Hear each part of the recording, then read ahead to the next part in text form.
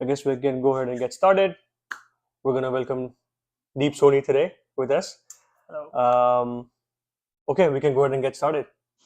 Tell us how you've been. Tell us how Yes, you're doing. pretty good, Dhruv. How have you been so far? Good, good. For people who doesn't know, recently traveled to BC. I'm actually filming this in BC, in British Columbia. It's this is a province in the west coast of Canada, almost 3,000 kilometers away from Toronto. Yeah, 2,500, more than about three right. thousand Yeah, kilometers, but which is almost a 4 or 5 hour flight. We went to camping. We had a lot of fun in last 2 days. We're absolutely. gonna talk all about it in this episode. um, but yeah, I wanna start with congratulating you for moving in moving in the Vancouver city. So you used to live in away from the city, Yeah, and then you guys just moved in a couple days ago. yeah, Tell us how that's was right. it? Tell us how was the experience of living where you were living, how that place is, what's it called, and yeah, and how was the move? Yeah, absolutely. It's been quite a ride so far. We used to live in Surrey. That's about like 30 kilometers away from Vancouver downtown, where we are currently living at. And yeah, it was not nothing planned when we actually moved to Vancouver for the first time. It was nothing planned where we want to live. It was just the first thing that popped up on our feed when we were looking at Craigslist, Kijiji, Facebook Marketplace. But like we found this place, it fit our budget. As a student, we were moving to a bigger city. We just finished our studies, so that was we didn't have like a lot of liquid income to like right away get a Vancouver downtown place. So yeah, we moved into a basement apartment that was like a one bedroom apartment, but you can call it even a studio as well. And this was Very all the way in Surrey, right? all the way in Surrey. That's where we lived for 2 years, and then we recently moved to Vancouver downtown in the West End area, that is close to a beach. So yeah, Nice. pretty big drastic change in the way of life as well Yeah, from what we have seen. A lot of transit, but now yeah. everything that we always went uh, to events or things that are happening in the city, we are so close and heart of the downtown. It's like a different experience for us. Yeah, when it's different when you live in away from the city, I guess. When you have to travel, if you have to come to Vancouver downtown before, Exactly. you have to travel at least 40 minutes, 30, 40 minutes. Yeah, 40, 30 Yeah, 40, 40 minutes. Yeah, minutes away from sometimes the an city, hour. and then you have to come into the city, Exactly. and then that's a travel. How's Surrey different from where you used where different from Vancouver downtown, I guess. Yeah, because I've heard it's a lot of transport. So like if you're in Surrey, there's a lot of like transportations and trucking businesses going on, right? Like it's huge. Because I know we were talking earlier, and you mentioned something like if Surrey stops like providing transport things, it can just stop like in entire Canada. I think something like that, right? Yeah, yeah, exactly. Surrey is one of the other cities in Canada where there's a lot of immigrant population living in. It's talking about specifically about South Asians that live in Surrey. That's why if you want to live in sort of a community feeling where you have a lot of South Asians living around you, then Surrey is the place. Yeah, We did not have that initially in our plan. We just wanted to get something affordable, and Surrey was well known for affordability as well a yeah, few years ago yeah, when the housing were cheap. But at the same time, now that the entire market has shifted, even like living in Surrey isn't yeah, affordable anymore. But for anyone who is a student and doesn't mind sharing with roommates and want to live with the same people like yeah. back home, Culture, then yeah, yeah, same yeah, culture yeah. and get be close to all the events that are happening. Then yeah, Surrey is the place. Yeah, yeah, yeah. I think we were laughing about it in a way where I think we compared Brampton in Toronto to Surrey in BC. It's almost a similar because you can Exactly. find its culture. It's a little cheaper. You can find more students like you, and then you can kind of blend in if you coming from, let's say, India or any other countries, and then it's easier for you to come to Surrey first, so you can get your culture community, and then I guess you can move into the city once you're not a student anymore. So once you find a decent job, and then you move in with a partner, whatever, which you are doing right now. You moved in a one bedroom apartment within the city in Yeah. Vancouver, which is already really difficult as it is because the rent right now for one bedroom apartment is close to 23 2400 ish. Yeah, yeah, sounds about right. Almost like if you want to get a one bed apartment anywhere in downtown, Depends on your preference. If it's Yeah, a old apartment building, or if you want to live in something that is very modern, it could go up to, it starts from like 20 to 2300, and it could go up to like 3500, $4000 as well, depending on what your lifestyle preference is at yeah, that given time of your yeah. life. Yeah, Yeah, because if you need to find something cheaper, what's different in student life is when you live a student or an international student life in Canada, I guess I must say, then you're looking for cheap places. You're looking for places that you can share. Plus, if you find a house that's owned by, that's that house is rental. If it's a rental property, then there's no you don't have to sign a lease or agreement for any yearly basis. You can exactly. just move in, talk to the landlady, maybe give them like a month's notice before moving out, and then you can pay a little bit of money, share with the people, and then that way you can just afford it when you're a student. But you, for example, you have a decent job, you have a good job, you have a like I guess we call it a field job. So once you study, once you graduate, and then you find a corporate or a job within your field what you study, and then I guess you make a little more money, and then you can afford that privacy, and then that downtown life that everybody wants to live. I know for you that wasn't the plan. You were just looking for a cheaper place, and you got Exactly. really lucky and found that place in core Vancouver downtown. Otherwise, usually it's very very expensive to get places like this.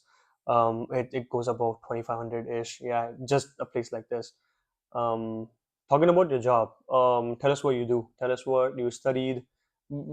I guess we can start with what do you do right now? What's your job? Yeah, absolutely. Right now, I'm working as a performance marketer for a lead aggregation company. Um, so, what we basically do is supply car buyer leads to dealerships across Canada. And with performance marketer, it's more like a position where I run advertising across different online channels, like Google ads, Facebook ads, YouTube ads, all that stuff. And yeah, so anything that is very data driven is performance marketing, and it directly relates to business growth as well. To get to the position I am currently, I did my post bachelorate diploma here in Thompson Rivers University in Canada. What Uh, was what did you study here? yeah, I did a course in marketing. What was the course called? It's called post bachelor diploma in marketing. In So yeah, marketing. that was like a generic marketing Okay. course. And then this is a specialized thing that you're working on right now, Exactly. and you So say, yeah, you run the channel. Yeah, sorry. yeah. So once you finish your course, there's like, marketing is a very broad term. In a way, there's like several different fields in marketing as well that one can pursue after doing your course, or it depends on your interests. Like if you want to go into content, influencer marketing, performance marketing, all that different aspects of marketing. So yeah, I really liked being close to the data and doing a lot of analytics and stuff. So I chose performance marketing, and that's how I got in my current role. So you kind of have to choose on what you want to do, and then you said marketing is a as a whole, so you work on running ads. Is there any like different things or sub departments that kind of people can choose if somebody wants to study marketing? And is there like any teams that you guys work with, because it's a marketing as a whole, right? So do you Yeah, like work on your own, or is it a team that you work with? That's what I'm asking. yeah, that's a very interesting question. So when you study marketing, right, like universities don't really teach you what you should be doing Yeah, after you finish your graduation. So like you you mentioned, have to like figure what out. you have to, Yeah, it's a more like a figure out game, and what you really want to do at the same yeah, time. As a student, if you get a initial role like a marketing assistant or a coordinator or something in an agency, you can get your hands dirty on like a lot of different things, and then kind of figure out what you really like doing in marketing, and yeah, then choose your career path. I would say, like, if you want to be a full stack marketer, then definitely working on everything, uh, trying and testing all the fields is what you should be doing. And that's how, like, because at some point in 3 to 5 years of your life, you'll be at that position where you should have knowledge of like everything. Doesn't really mean that you need to be specialist at it, but like at least having a good knowledge can be very helpful in your career overall. So yeah, definitely what the thing that I was looking at myself after graduation was, I had a clear thing in mind. Like I really like to see the ads that I get in my phone or on the TV. So I was like, that's a very interesting area for me that I want to do. I want to run ads that are at large scale as well, that people see, people love, and like engage. And also I was like very interested in how it helps businesses grow, and that's how I was like, okay, the things that can help me do what I already like seeing around is performance marketing. And yeah, that's how I got into this field, so I can also run ads and be a big marketer someday. On your own, right? So On my own. if you want to go to the path where you do this when you learn this in a company, and then if you want to do this as your own at some point in future, because you probably have knowledge on how it's working, what would be your first steps? So like what would you want to do or start with if you want to grow and do your own thing in future at some point? Yeah, so what this is something that I learned from my previous like boss slash mentor. Mhm. It's like a building it's called like building a T-shaped skill set for you. What it means is like having a specialty like in a horizontal in a vertical way. That's something you're really good at. So if you do marketing, let's say you really like writing social media posts Yeah. or like writing long pieces of content. So that means like you are interested in content writing or copywriting, things like that. So it's like you really practice your way into it and become a specialist and build that skill. But on the horizontal level, so build a T is like where you also have knowledge of other areas as well. So once you start into a marketing job and you see like, okay, this is social media is what I really like, be excellent at it, be learn everything that is to do with social media, but at the same time have a knowledge of different growth functions of the business, how marketing affects other teams, how marketing affects sales, what is growth marketing, what is conversion rate optimization. These are like very technical terms once you get into the field. But like, yeah, having an understanding of everything will make you a well-rounded marketer in like yeah 3 to 5 years once you are Nice. doing it, and it will always come in handy. Even if you start your own business, you'll be like, hey, I really know, I really know how to write good blogs, so Yeah. that's what I'm good at. But at the same time, I can run the business by knowing all the different functions as well. Well, yeah, it probably helps to work in the core, because you already work. Because I know before you used to work in a startup, which is really famous. If you, I don't know if you want to share what you used to work before, what you used to do before this job. So what was your previous job, and then how did you land that job? Yeah, absolutely. So previous to what I'm currently working at, I used to work for it was an e-commerce brand called Forte Series, and it's a very popular brand in the men's grooming niche. And I used to work with a digital creator, YouTube influencer, YouTube creator, you could say, based in New York. And how I got into this role was like I was looking on LinkedIn, like that's where I started applying for my all my jobs. LinkedIn, Indeed, all that Yeah. stuff that is like pretty standard once we graduate here. Yeah, I got it from LinkedIn. There was some initial interview, some assessment related questions where I need to like present through a case study challenge, like what I can do basis on that situation. And I got into a final interview with my the manager over there, and yeah, that's how I got that role. Yeah, yeah. Because for people who doesn't know, LinkedIn and Indeed are the best go to spots. So we have same thing for IT. So if you, I guess that's pretty much for any jobs Yeah. in Canada. If you're looking for any kind of job for any level, any field, Indeed and LinkedIn are the best places to go to. Create your account, set up your profile, and then go from there. You know, you can people can find you. To work, and then you can find jobs. That's kind of how it is. But yes, I you where you studied here, that's what you work. You've been working for how many years now? Yeah, so in total about in about total like my experience with like sales and marketing has been close to like 5 6 years now, I feel. And sorry, just to put a context, like the last role that I was in was a media buyer role. It's another term in marketing. It's another role in marketing. It's performance marketer, media buyer. It's very close in a way, where basically the job role is to run ads. But since it was a startup, I also wear different hats as well, where like I'm working in different functions of the business. Sometime acting as a like getting like as an email marketer, where I'm making emails. Sometime I'm writing some content and working with influencers, all that stuff. So it was like a all in one kind of role, but my title was a media buyer.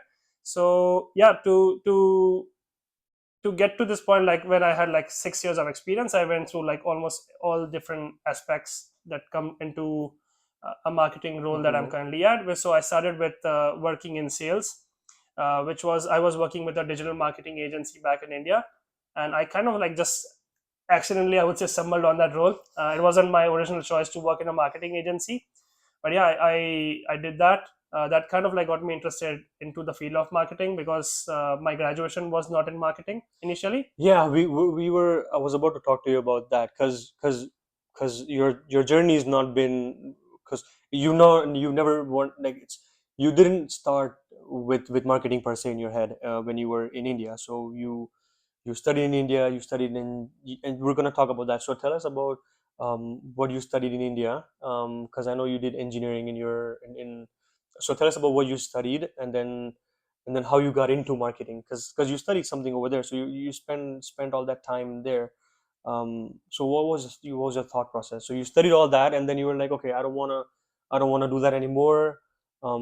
At that point, you probably decided to come to Canada as well, Yeah. as an international student, which was already a big change as it is.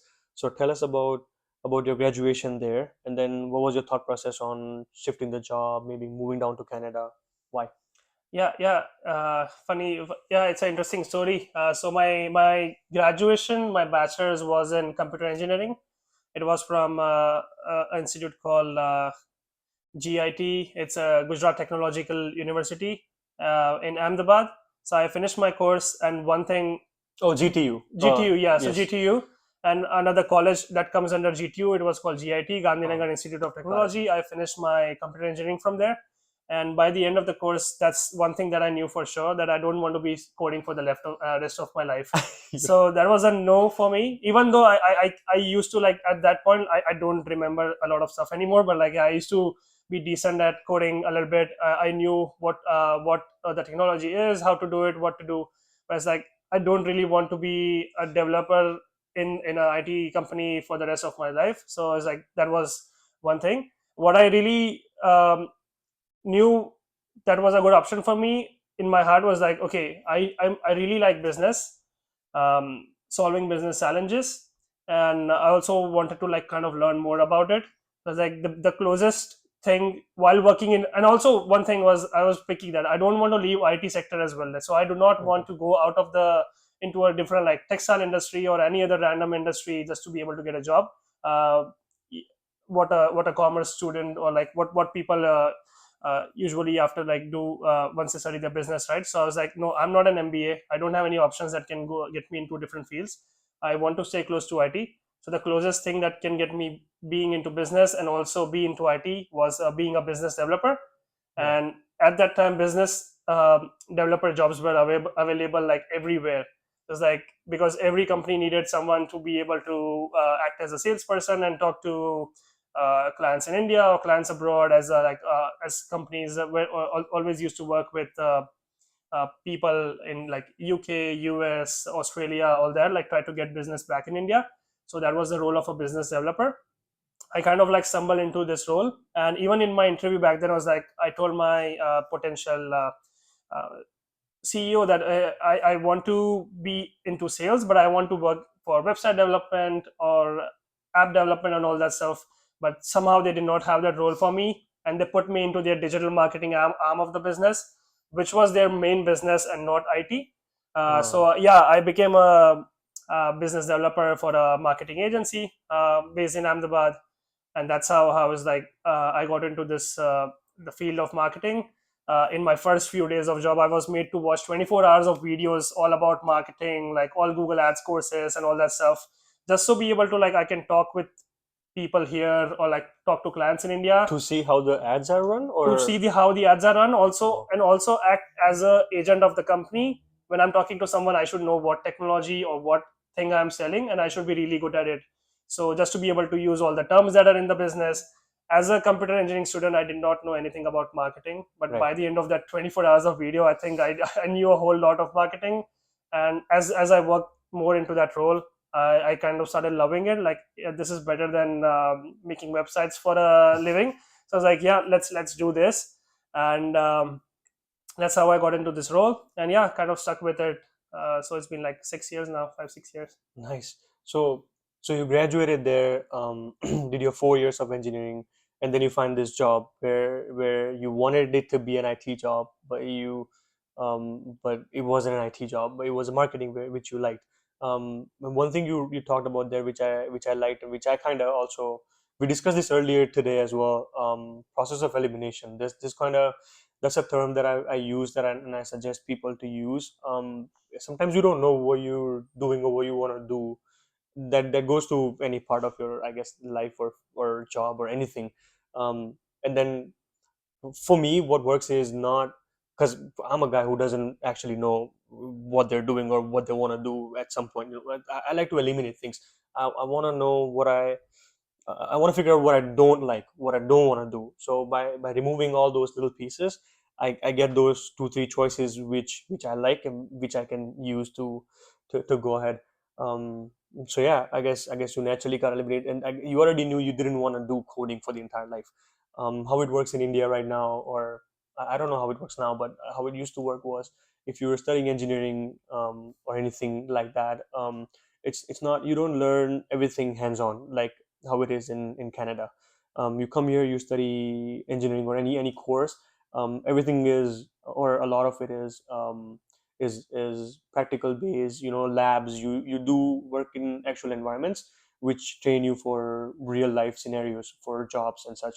In India right now, or at that time, it wasn't the case. You have to. It was so competitive where you just have to make sure that you read all the books. You get all the knowledge. So it was less of you working on hands, but it was more of you studying, studying, studying, studying. And I guess with computer engineering is just a lot of studying there, and then you knew that end of the day it's going to be a lot of coding, and it's going to be coding for the entire future if you go with that course. At that time, maybe you thought that.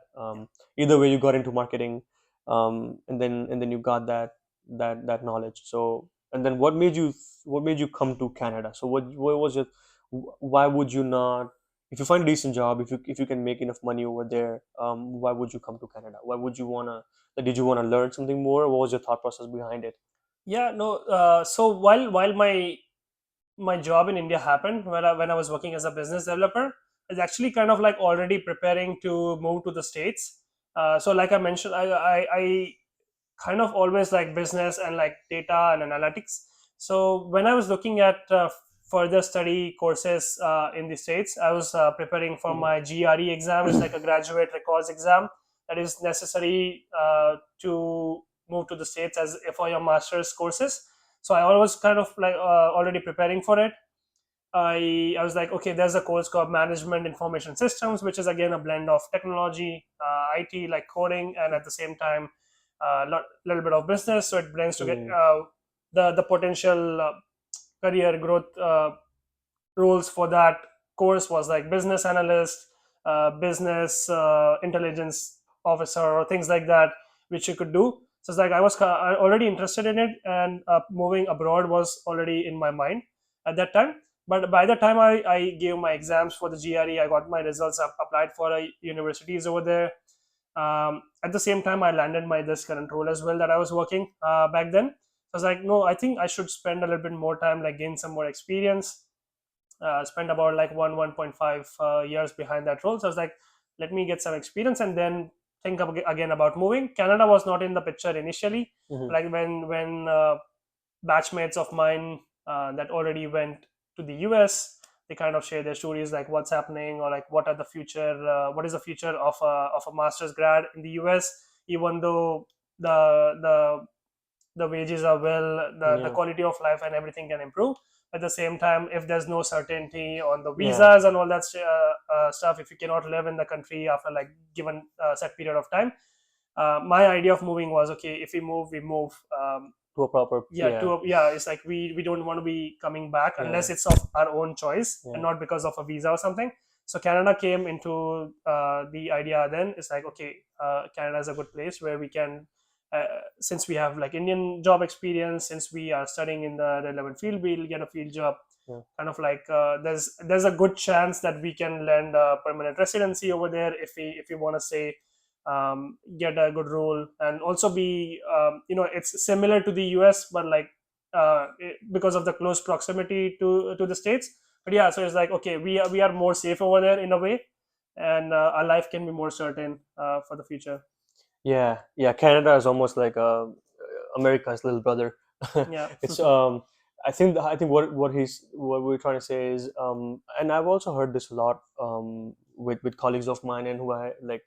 I've heard that if you move from let's say India for us to US, or if anybody as a student or something, right, there's no permanence. So you get that study permit, and then you once you study, maybe you gotta continue studying to be able to stay there, or you have to find a job which will give you the work visa to be able to work. But again, then you work for a certain time, maybe you get laid off, maybe you get kicked out, or maybe you're not interested in the job and you want to find another job, but then the permit ends. So Yeah, there's no way for you to, you can maybe file for a green card or citizenship, and then you wait for 10, 15 years, 20 years.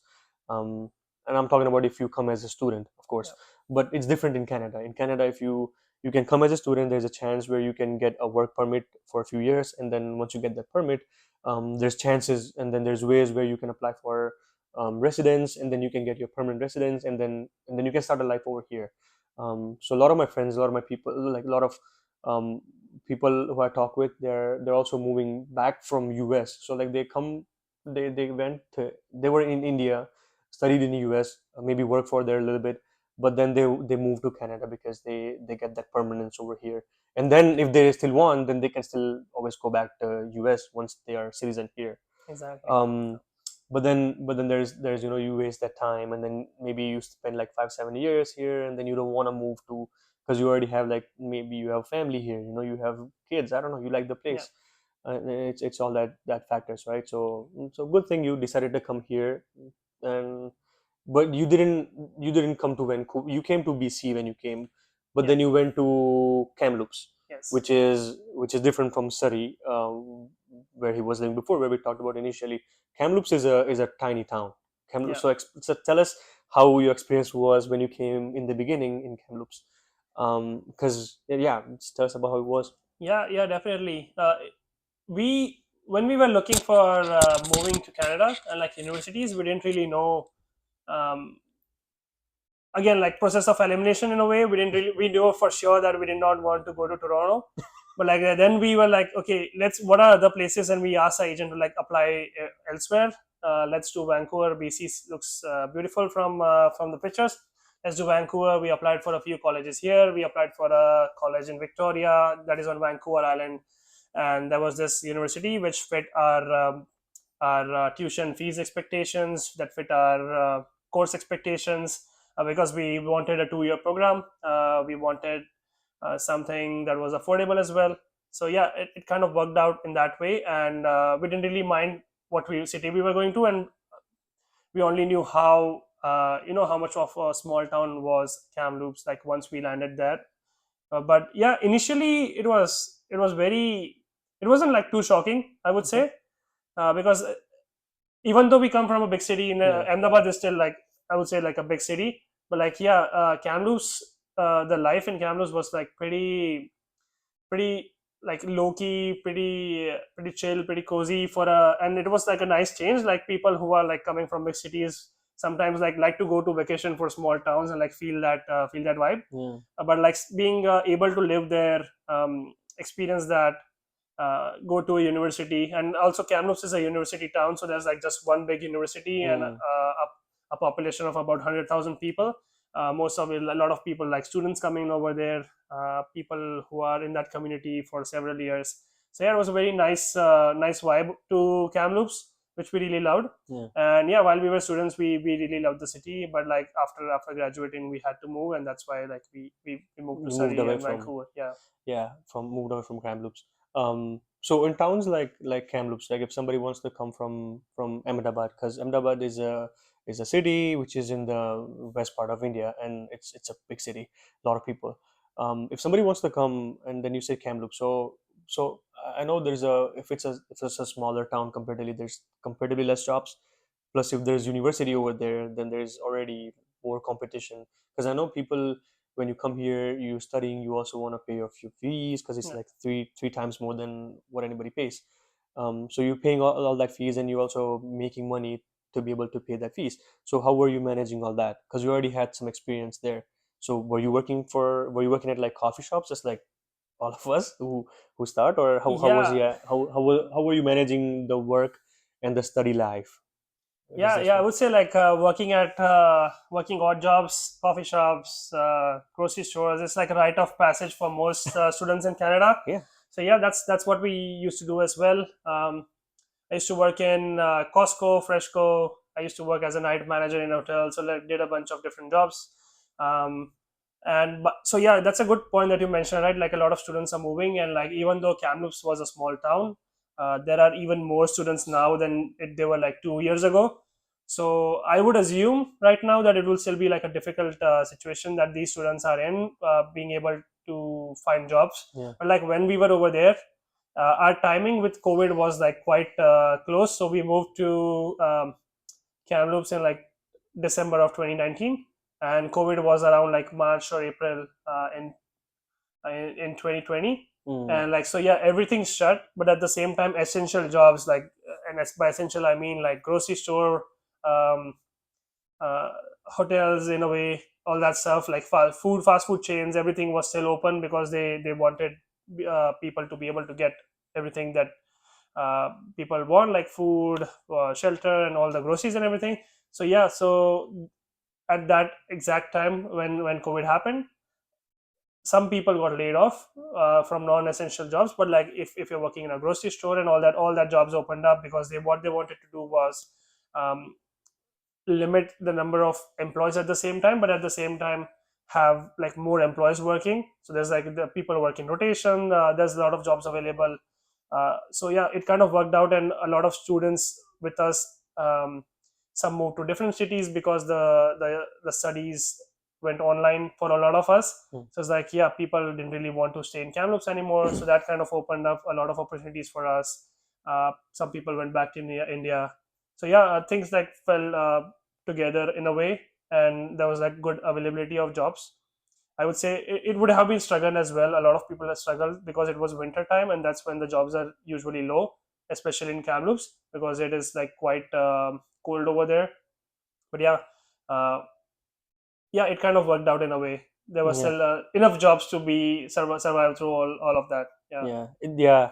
There's a lot that goes behind it, right? Because like if because you said COVID happened, so COVID happened everywhere. Like, and for people, for somebody who's watching this, like if you go to a store at that time, and then you see somebody like us, or somebody, or a student working, they're like, they have a mask on and they're working. It's like, don't be judgmental. Don't be judgmental. Don't be like, oh, how come this guy's still working? Like, he has a mask and he's a student. Does he like he There's a lot that goes behind. There's a like, this the student, the person, he's been here, they're already learning how to blend with people. They're already learning how to talk to people, how to adjust themselves with a different life.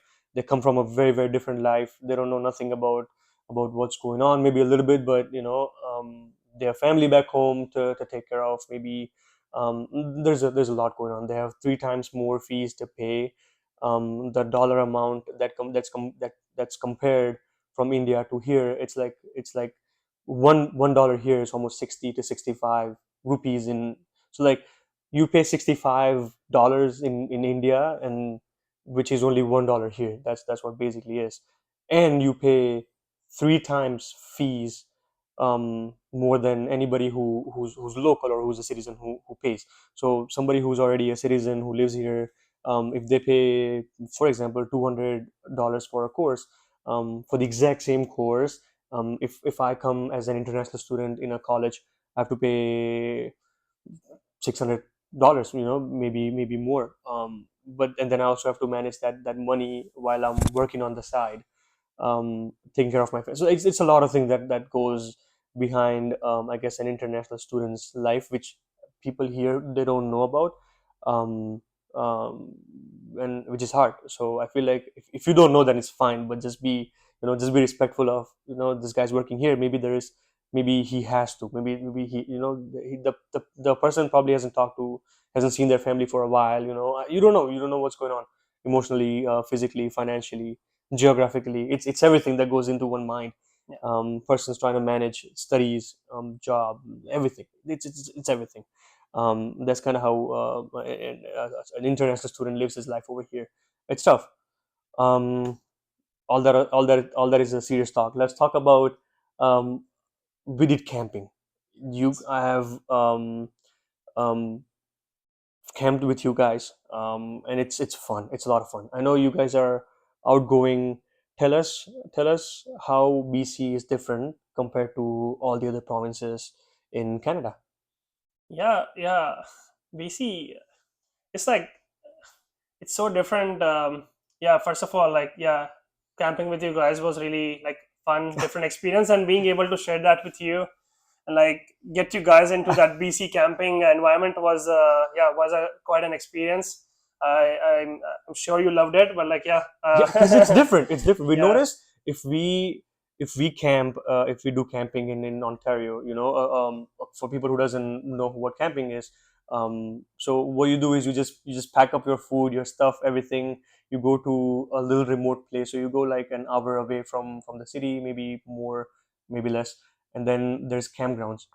So all these provinces, they manage, the government manages those campgrounds. So you book a campsite, which is like an empty space where you can go. You can do like a little campfire. But how it works in Ontario is, you drive, a little farther from the city. You book a place. You go. You take everything for a day. You camp there. So you have like your own little tent that you can put on, and then you cook food over there. There's water that government provides. But in Ontario, how it is different is, like you get camping is really really controlled, and everything is, um I wouldn't it's not an actual camping. So you take everything, you go to a site, and then you do like a little fire, you eat food, you spend some time, go to water, come back. But like it's still controlled. So you still find like people, there's still clean washrooms, you can go change, there's shower rooms and everything. But in BC, British Columbia is a completely natural, like foresty, mountainy place. Big huge mountains, big landscapes. You go even 30 minutes, 40 minutes away from the city, and then you can literally get like drive between the mountains, and there's like things set up, roads set up in those mountains, campsites. There's people who can take their cars if they want to site all the way, if they want to camp all the way away from the city, and then risk it, and then go there, they, by all means. But you can do that in BC. It's not possible in Ontario. So tell us how the camping is different here. What was different here for Yeah. us? What do you think was different for us? Yeah, no, definitely. BC, like that's the beauty of like British Columbia. It's called the Pacific Northwest Pacific because we have Pacific Ocean right beside us. Lots of natural resources, lots of mountains.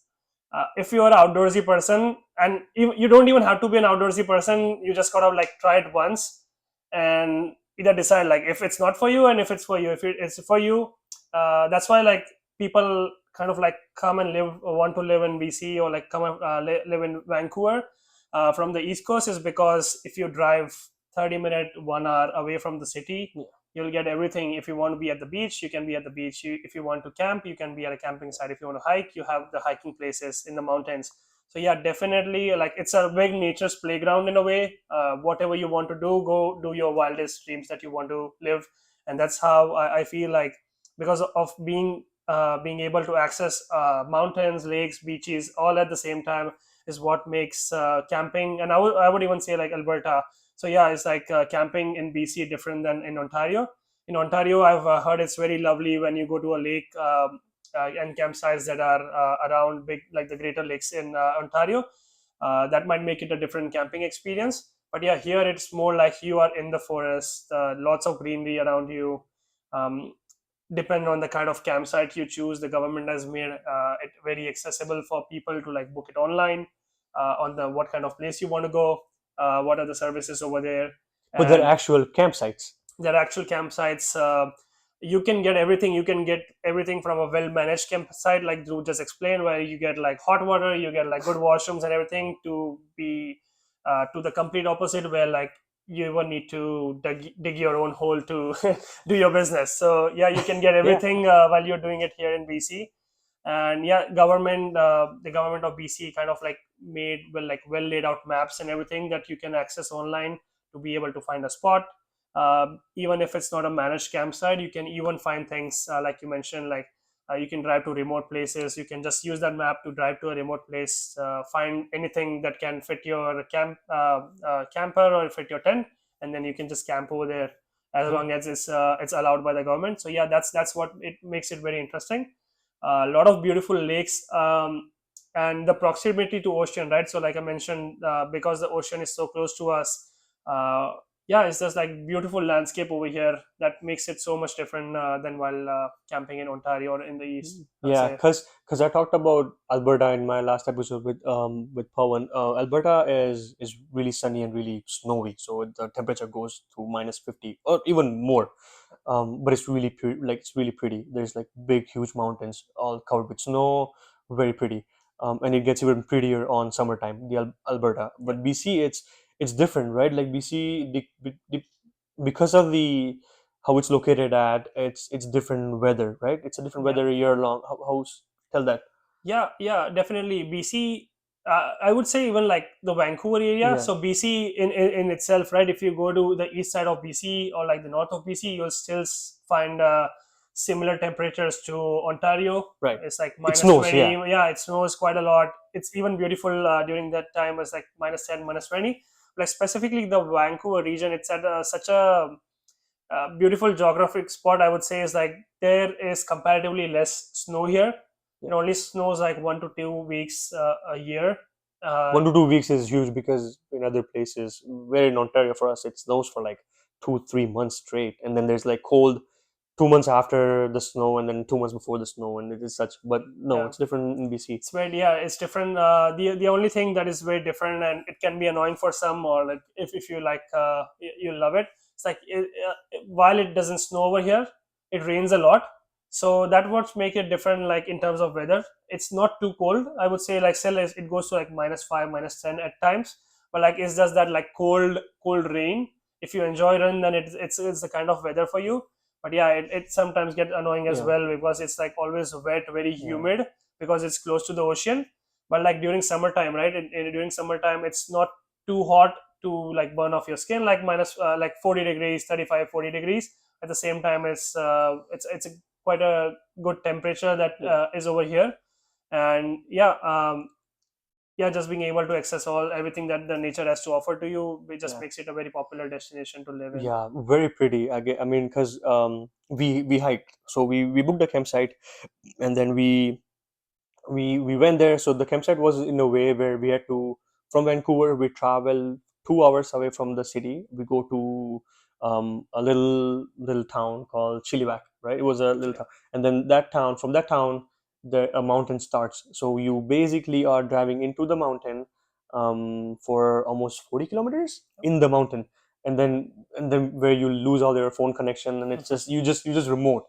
um, Nowhere close to how the campsite works in Ontario, because Ontario there's always phones and LTE networks, and you can always connect to people. Here the way we booked was we booked the campsite, and then we, like I said, you travel from Vancouver to a town, and then 40 minutes from that town in the mountain. So you just away from the mountain, away from the city people, for 2 hours. You just go, for 2 days actually, sorry, not even it's 2 hours. So nice. you just there for 2 days, away from the city people, noise, everything. You just in the mountains, in those campsites obviously. And then our campsite was well managed, so we still had those big washrooms, and where you can go and do your thing and such.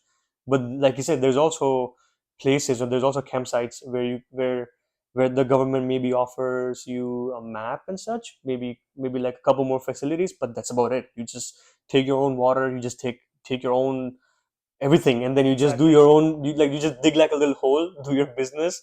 You're just living in the nature, like how I guess our ancestors used to live. Exactly. And then Yeah.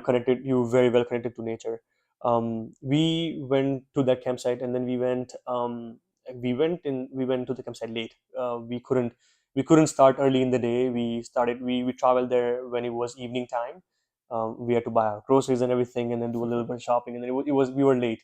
So and then I guess what we were talking about when we were going in the mountain was, there's a huge risk of bears, right? Yes. In BC, in it's all animals. It's all animals, but bears in general. Yeah. What was amazing, or to me, was, when we do our camps in Ontario, we have like our little kits where we carry things, but in BC there are some things that are really mandatory which you have to carry with you. One of those things is a bear spray. Like, and we by the time we entered to the camping site, I guess me and my wife, we were so scared. We were really scared, on how it's going to be like, because how it works with the bears, and why would the bear come, like if it's a campsite, then why would a bear want to come, and if it's like, how does it work? Tell us a little bit about how, why, like, how's the bear situation here. Yeah, no, definitely. It's their home you are going into, right? So we definitely need to be first, like you mentioned. There's no network here. You're completely going off the grid, and that's what make it really beautiful. That you are so disconnected from everything else, and kind of like you can relax in a way Yeah. where you don't aren't checking your emails or like aren't checking your phone every now and then. And yeah, that's what also makes it a little bit scary as well, because hey, we are going into the wild Yeah. where there's wild animal around us, and we want to live share the space with them, so that first of all we don't annoy them into coming to us, and also if something happens we need to be able to be prepared because we don't have any signal, we are not close to anything. So yeah, definitely when you're going into the wild in the camping, you can there's a lot of bears, other wildlife as well that you need to be safe from. And it's not like they're out there hunting you. It's not like that, right? It's not like Exactly. that. It's Yeah, they don't want to hunt you. It's they not don't like want that. to hunt you. They're quite used to humans at this point Yeah. because these campsites have been for like ages right now. They're quite used to humans. It's like uh, there's tons of online resources that tell you Yeah. what to do to not attract a bear towards you. So it's like Yeah. things like that. Because they're not out to eat you. They're Exactly. maybe like they're traveling Yeah, they are through just foraging. They're doing their own stuff. food. It's what it's the activities that we do is littering somewhere. If we are doing keeping our food and our garbage is open, it's the smell that attracts bears or any other kind of wildlife. But yeah, that's the thing that's it's sometimes unavoidable as well, right? Because we need to eat our food. We are cooking in the wild, so that attracts bears and all that. So yeah, that's why we need to carry bear sprays. Yeah. We need to carry safety measures in a way. Some people even like carry satellite phones and everything, like just to be able to communicate to the world outside. We saw If Starlink. Yeah. yeah, we Star. see like people using Starlink technology and everything. So yeah, it's like that's the thing. While going into wildlife, you need to be very prepared, know about the surrounding before going, because yeah, as newcomers over here, we do not know a lot of about this Yeah. stuff, right? Like we just kind of like want to go see what's the fuss about, live in, do the get the camping experience, like it's just that getting this kind of information about the wildlife over there, what to do, how to be prepared, kind of Yeah. like makes you a very ready and very you know, informed hiker or like informed camping person, just so you can avoid all that Yeah. So if you go to a bad camping, experience. and then, because I know you said there's no not much of grizzly bears over here. It's black bears. Still a bear. Still, of course it's a bear. So, but like if somebody, I know there's a lot of instruction. There's not much you can do. But what can you do? Like, is there any basic steps that at least you can do to avoid? Let's say if you're out there camping and you just see a bear out of nowhere. What would you do? I don't know, because you're in BC. You've done 10, 12 campings, right? You probably, like, I know you've seen some paws, and like you've seen bears on the roads too, right? Yep. So Yeah. that thought probably comes to your head. It's like, if I'm sleeping, I don't know if what happens. So Yeah, no. Full disclaimer, this is not me, I'm not a camping expert or anything. I don't want to give any kind of situation that will put you in a bad spot. But yeah, like personally, like Drew mentioned, right? We just recently, a couple months ago, me and my wife, we both we were just kind of like uh, going to a washroom in the woods yeah. while we were hiking on a mountain, and while I was waiting. waiting over there. Suddenly, like two bears decided to like sneak up on me from the bushes, and like it can be a very tricky situation. Good thing that they didn't notice me. Really, did not get it to a point where I need to use any kind of measures or use my bear spray or anything. Not that I had it on me. Another thing that you shouldn't do. But yeah, nothing that can make me very in a very difficult spot while dealing with the bears. But yeah, like if you go into wildlife anywhere in Canada, first of all, using basic precautions, keeping your food away, not doing anything that can uh, be very make the bear aggressive towards you, Yeah, or like very intimidated from you, that they switch on their fight or flight response, and then like they kind of like start coming to you. So yeah, doing all that stuff, like first of all, stay miles ahead, apart from them. Like in situation like something like that happened to me, or like that can happen to anyone as well, right? Where like out of nowhere a bear comes to you, it's like, yeah, it's just like trying to keep calm first of all. yeah, It's a even in India, it's like if a dog comes behind you, we just start yeah. running. You just suddenly Works with dogs doesn't work but with doesn't bear. work with bear. You So it's like, cannot. yeah, you do not do anything that alarms the wildlife of any sort, not just a bear. Be very calm and composed, try to be very calm and composed in that situation. Yeah, kind of like make yourself appear bigger. If it's a black bear, make yourself appear bigger and walk backwards while constantly facing it, but Don't like run. not Yeah, directly looking into their eyes and making them very concerned about like what you're trying to do. But yeah, it's like slowly talking to the bear, slowly backing off, trying to find a safe space to go into. That's how you like I kind of avoid. But yeah, always make sure you have some sort of protection on you, like in this case bear sprays, that can help you maximize your yeah. chances. It's either sprays or praise, right? Yeah, sprays or praise. um, When you're in front of a bear. But yeah, most of the times, like I mentioned, they are very habituated with humans around. uh, I'm sure when you are going through any kind of wood, they already see you and they already change their paths, and do not like yeah, come they're in front not. of you. Yeah, they're not there to But hurt you or yeah, eat if you. yeah, They just wanna. exactly. If they encounter you, obviously their flight or anybody's, they just wanna be safe. They just wanna They not hurt just you. want to be safe. That Yeah, Yeah, exactly, they just they want to be safe, and that's how they like yeah, mark their territory, right? So like, yeah, just be calm and composed yeah. and slowly back away. Because remember we went to when we went to camping, we went to trailing. So we went did a little bit of trailing, for 4 kilometers of trailing, and then I noticed a bunch of people were, they were clapping, and then they had like a little, something we noticed yesterday, which I asked you. Remember, there was like a little device that they had, and I'm like, what does this device do? And then so that there's literally devices, and then there's a little bells, where you walk, and then these, so the bells goes off very very lightly. Um, I guess you explain. Can you explain one more time what it does? Yeah, yeah, if you like, you can find all these like tools, like bear bells or Yeah, like some jingles, and like you can even play your keys or clap hands, yeah, just to make like enough sound if you're in a kind of like a spot where you cannot see what's coming further to you, in a blind spot in a way, if it's a curve of the road, or if you're going into a bush, just kind of like make, if there's any kind of wildlife, just to make it aware that someone is coming. yeah, So those are the kind of like tools that anybody can like get from Canadian Tire or like yeah, online. So it's like, yeah, just to make the wildlife aware over there, like bears aware that okay, there's someone coming.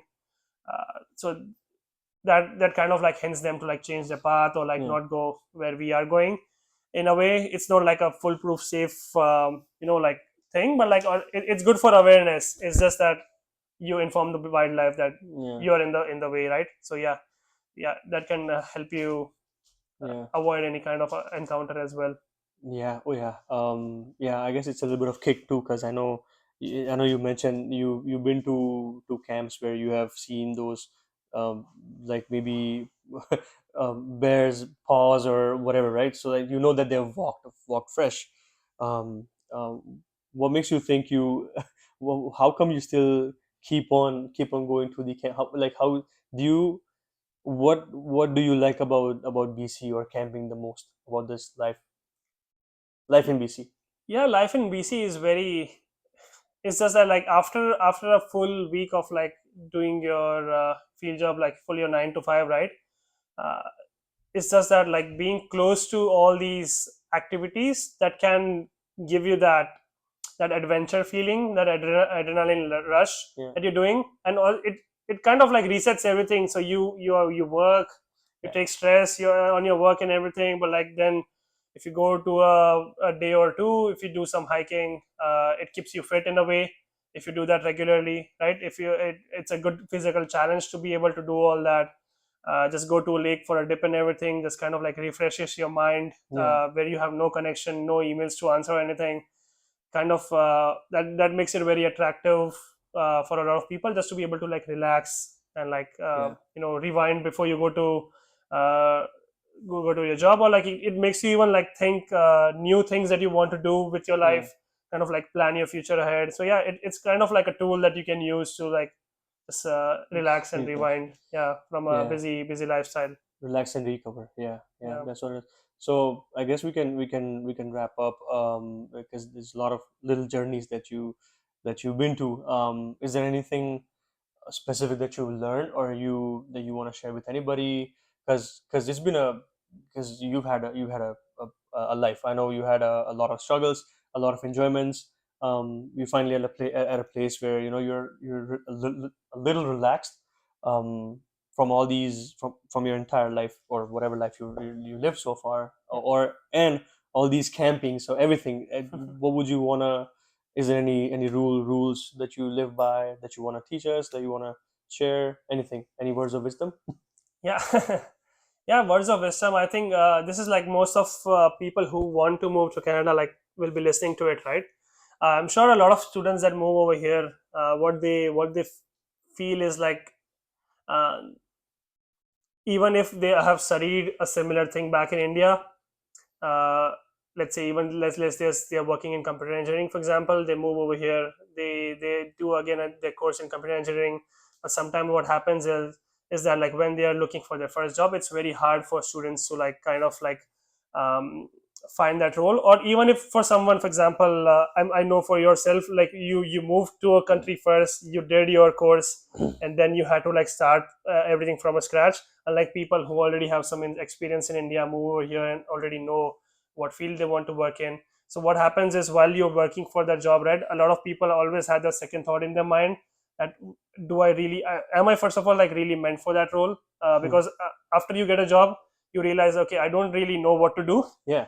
Yeah, I You have no somehow got the knowledge of role. this one. I've Yeah, never spent time on this. So exactly. And that kind of like what it gives you is like that imposter syndrome, is where you're like, okay, do I know I've somehow like cracked the interview or whatever, I'm here at this role, but like I don't really know what to do. But like, do I even deserve that job? Like people like, usually get these kind of feelings, and as a student, it's very natural that you get it, because again, everybody starts from zero over here. It's a new page for a lot of people.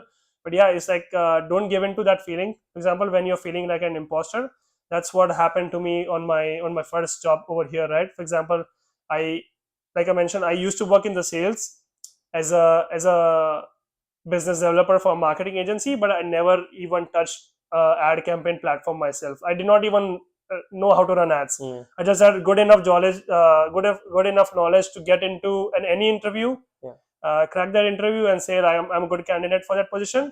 And when it actually come to doing my job, I was like, in my first week, it was like, I don't really know what to do over here. So yeah, don't give in to that feelings. It will always come with you, and any roles that you switch is like, as you progress further in your career. They say if you're good enough to crack the interview, you just know that you're good enough to do that job, and you'll somehow figure it out. So yeah, definitely just keep working, keep pushing through. And yeah, that's the advice I would like to give to people. Like